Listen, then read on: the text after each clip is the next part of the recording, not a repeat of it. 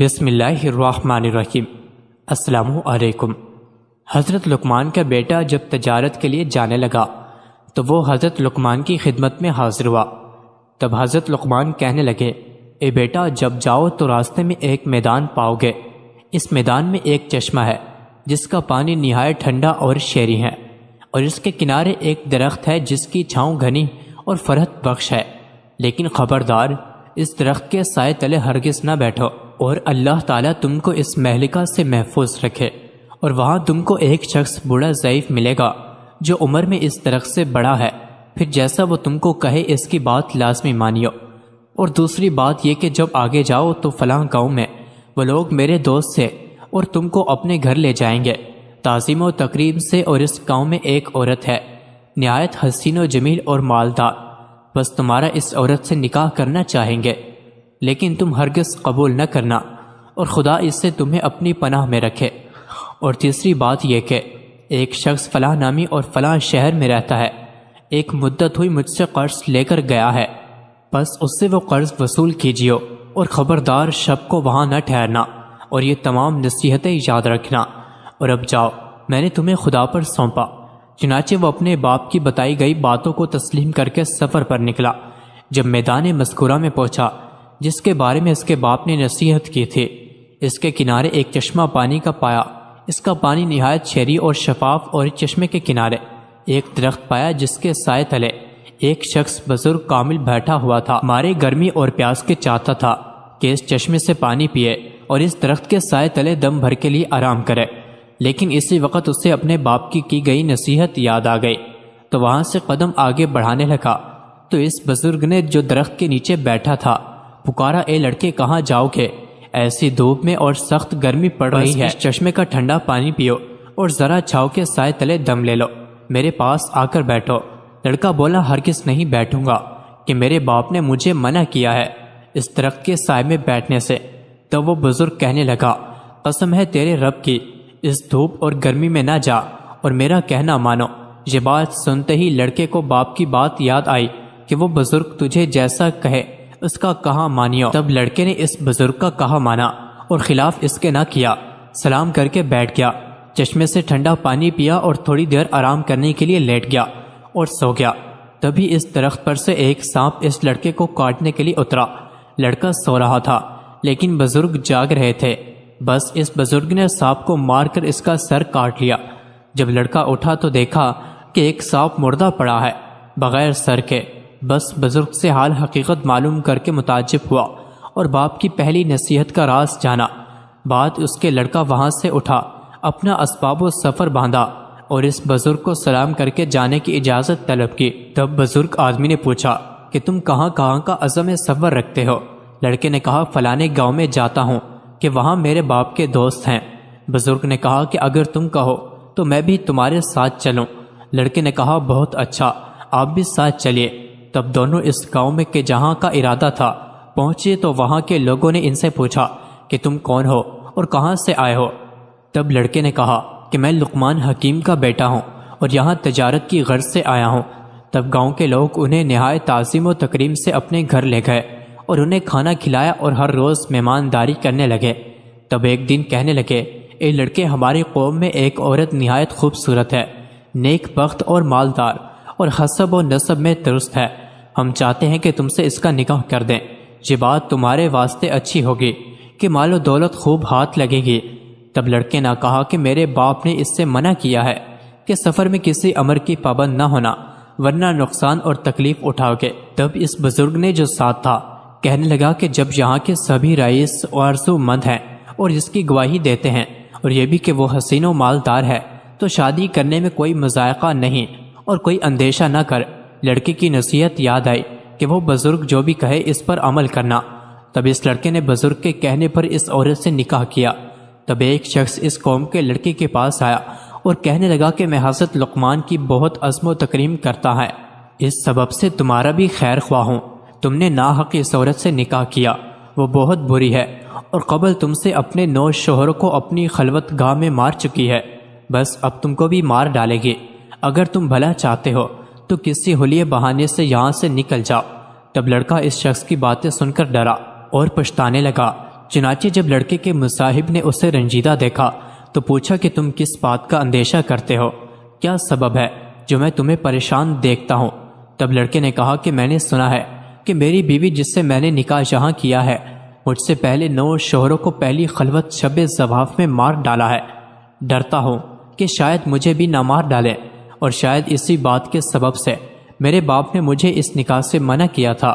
تو اس بزرگ نے کہا کہ کچھ اندیشہ نہ کرو، خاطر جمع رکھو، میں تمہیں ایک ایک حکمت بتلائے دیتا ہوں۔ کرنا وہ یہ کہ جب شب کو تمہاری بیوی تمہارے پاس خلوت میں آئے تو کسی بہانے سے اسے وہاں چھوڑ کر میرے پاس آئیو، تب ہم اس کی تدبیر اور علاج کریں گے۔ عرض جب اس کی بیوی شب اور اس کے پاس خلوت میں آئی تب اس نے بہانے سے کہا کہ تم یہاں بیٹھو، میں ذرا باہر سے ہو کر آتا ہوں۔ بیوی نے پوچھا کہاں جاتے ہو؟ لڑکے نے کہا قضائے حاجت کو جاتا ہوں۔ تم تو تب یہاں تک انتظار کرو، اور اس کے علاوہ بھی ایک کام ہے، وہ آ کے بتلاتا ہوں۔ تب لڑکا وہاں سے نکلا اور سیدھا اس بزرگ کے پاس پہنچ تو اس نے ایک آتش دان انگاروں سے بھرا ہوا لانے کو کہا تھا۔ جب لڑکا آتش دان لے آیا تو بزرگ نے اس میں سانپ کا سر جو درخت کے نیچے سے کاٹ کر لایا تھا اس کو اس آتش دان میں رکھ دیا، اور آتش دان کو لڑکے کے حوالے کیا اور کہا اسے لے جاؤ اور اپنی بیوی سے کہو کہ برہنہ ہو کر اس آتش دان پر خود کو سینکو اور بعد میں اس کو دوبارہ میرے پاس لے آنا۔ تب لڑکا وہاں سے گیا اور جیسا اس بزرگ نے کہا تھا اپنی بیوی کو کہا، اور بعد اس کے سینکنے کے آتش دان واپس لے گیا۔ تب اس نے بزرگ کو دیکھا کہ 2 سانپ اس انگیٹھی میں جل رہے ہیں۔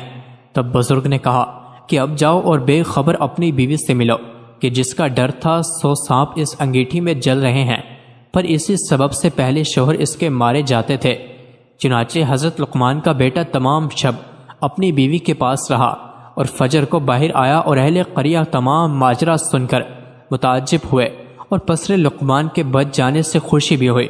اس کے بعد حضرت لقمان کے بیٹے نے ارادہ کیا کہ اپنے باپ کی قرض دار کے پاس جا کر قرض وصول کرے۔ تب اس نے بزرگ سے کہا کہ فلاں گاؤں میں ایک شخص کے پاس میرے باپ کا روپیہ ہے، سو میں چاہتا ہوں کہ جا کر اسے وصول کرو۔ تب اس بزرگ نے کہا کہ میں بھی تمہارے ساتھ چلوں گا۔ تب دونوں آدمی اس شخص کے پاس چلے گئے۔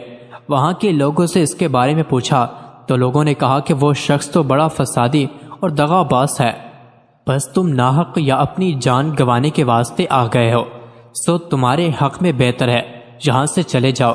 اور وہ دغا باز آدمی کسی کا روپیہ لے کر واپس نہیں کرتا۔ لیکن ان دونوں نے لوگوں کی بات نہ مانی اور وہاں سے اس شخص کے پاس پہنچے، اور بعد السلام کے لڑکے نے کہا کہ میں حکیم لقمان کا بیٹا ہوں اور اپنے والد کا قرض وصول کرنے کو آیا ہوں۔ تب اس نے کہا کہ بہت اچھا، ہمارے بزرگ زیادہ ہیں تو آج کی رات مہمان نوازی کا شرف بخشیے، صبح کو حساب کتاب کر کے جو روپیہ بنتا ہو سو واپس کر دوں گا۔ لڑکے نے میرے باپ کا حکم نہیں کہ شب کو یہاں ٹھہرو۔ تبھی اس بزرگ نے کہا کہ جو اس کے ہمراہ تھے کہ اے لڑکے کچھ پرواہ نہیں، چلو آج کی شب یہاں رک جاتے ہیں، پھر جو خدا نے ہماری قسمت میں لکھا ہو سو ہو کر رہے گا۔ چنانچہ اس بزرگ کے کہنے پر کہ اس کی کرامت سے بھی پسر لقمان آگاہ تھے اور باپ کا حکم اور نصیحت بھی تھی کہ اپنے ساتھ والے بزرگ کی بات مانیو، تبھی سبب سے دونوں شب کو اس دغا باز شخص کے مکان پر رہ گئے۔ جبکہ کھانے وغیرہ سے فارغ ہو چکے تو ان دونوں کو لب دریائے بنائی گئی ایک مکان پر لیا۔ وہ مکان اس طرح سے بنایا تھا کہ جو کو اس میں سو جاتا دریا کی لہریں آ کر اسے ڈبو دیتی۔ ان دونوں کو اس مکان میں ٹھہرنے کو کہا۔ چنانچہ پسر لقمان بزرگ جاگتے رہے۔ جب آدھی رات کا وقت ہوا تو موجیں چڑھنے لگی، پانی مکان پر چڑھ گیا۔ تب بزرگ نے لڑکے کو نیند سے بیدار کیا اور وہاں سے اٹھ کر اوپر بالا خانے پر کہ جہاں اس دغا باز آدمی کے بیٹے سو رہے تھے وہاں تشریف لے گئے۔ وہاں سے اس کے بیٹوں کو تخت سمیت اٹھایا اور نیچے اپنی والی جگہ پر سلا دیا اور خود اوپر ان کی جگہ پر سو گئے۔ جب فجر کے وقت وہ شخص آیا اور دیکھتا ہے کہ دونوں اوپر والے طبق میں اس کے بیٹوں کی جگہ سو رہے ہیں اور اپنے بیٹے نیچے مکان میں ان کی جگہ پانی میں مردہ پڑے ہیں، تب پکار کر کہنے لگا کہ افسوس سدا افسوس، میں نے تمہارے واسطے یہ فریب کیا تھا کہ تم کو مار ڈالوں، یہ میں اپنے فریب میں آپ ہلاک ہوا، میرے سب بیٹے مارے گئے۔ تب دونوں نے کہا کہ جو کسی کے لیے بدی کرتا ہے سو در حقیقت اپنے لیے کرتا ہے۔ اس کے بعد حضرت لقمان کے بیٹے نے اس دغا باز شخص سے اپنے باپ کا روپیہ وصول کیا اور اپنی بیوی کو کہ جس سے وہاں نکاح کیا تھا کو لے کر مائے اس بزرگ اور اسباب کے اپنے وطن واپسی کا سفر کیا۔ جب پسر لقمان اپنے مکان کے قریب پہنچا تو اس بزرگ نے پوچھا کہ بزرگ زادے، تو اتنا عرصہ میرے ساتھ رہا، سو تم نے مجھے کیسا پایا؟ تب لڑکے نے کہا کہ بے شک میں نے آپ کو نیک مرد پایا ہے اور آپ کی برکت سے بہت سی مصیبتوں سے نجات پائی اور نیک بخت بیوی پائی اور اس قدر مال و اسباب پایا۔ تب اس بزرگ نے کہا کہ مال میں سے مجھے بھی آدھا حصہ دو۔ تب لڑکے نے کہا کہ آپ اپنی مرضی سے لے لو جتنا حصہ چاہیے۔ بزرگ نے ایک طرف بیوی کے ساتھ تھوڑا سا مال رکھا اور دوسری طرف زیادہ حصہ مال و اسباب کا رکھا اور لڑکے سے کہا کہ ان میں سے جو تم چاہو رکھ لو اور دوسرا حصہ میرے واسطے چھوڑ دو۔ تب لڑکے نے اپنی بیوی اور اس کے ساتھ والا تھوڑا سا حصہ مال و اسباب کا چنا اور کہا کہ میرے لیے یہ کافی ہے۔ چنانچہ دونوں فریق اپنا اپنا حصہ لے کر چلے۔ تھوڑی دور گئے کہ بزرگ نے لڑکے کو آواز دے کر روکا اور اس سے پوچھا کہ اے پسر لقمان، تو کس سبب سے مجھے زیادہ حصہ مال و اسباب کا دیا جاتا ہے؟ کہیں اس کا سبب یہ تو نہیں کہ تو نے جو کرامتیں مجھ سے دیکھی ہیں ان کی وجہ سے مجھ سے خوف زدہ ہو کر زیادہ مال دیے جاتے ہو؟ لڑکے نے کہا کہ ایسا بالکل نہیں، بلکہ یہ تو اس سبب سے ہے کہ میں نے آپ کی برکت سے جو نفع اٹھایا اور مصیبتوں اور مشکلوں سے رہائی پائی، سو اس سب کے سب خوش ہو کر آپ کو یہ سب اپنی خوشی اور مرضی سے دیے جاتا ہوں۔ بزرگ نے کہا کہ اے لڑکے، تمہاری نیک نئی کے اور اعلیٰ ظرفی اور اعلیٰ اخلاق سے میں بہت خوش ہوں اور یہ سب مال و اسباب بھی تم ہی لیتے جاؤ، بھلا ہمارا اس دنیاوی مال و اسباب سے کیا کام؟ لڑکے نے عرض کیا کہ آپ کون ہو اور کس سبب میرے ساتھ رہے؟ بزرگ نے عرض کیا کہ میں اللہ کا بھیجا ہوا ایک فرشتہ ہوں اور تمہارے باپ کی دعا کے سبب اللہ نے مجھے تمہاری حفاظت و نگہبانی کے واسطے مقرر کیا تھا۔ تم کو تمہارے باپ کا روپیہ دلایا اور رائے بتلائی۔ ہمارا ذمہ تو لوگوں کے ساتھ بھلائی اور مہربانی کرنا ہی ہے۔ اللہ کے حکم سے بس اب تم سے رخصت ہوتا ہوں اور تم بھیج اپنے گھر کو جاؤ۔ تب لڑکا سب مال و اسباب اور بیوی کو لے کر گھر آیا اور تمام احوال راستے کا اپنے باپ سے بیان کیا کہ حضرت لقمان نے بھی اللہ کا شکر ادا کیا۔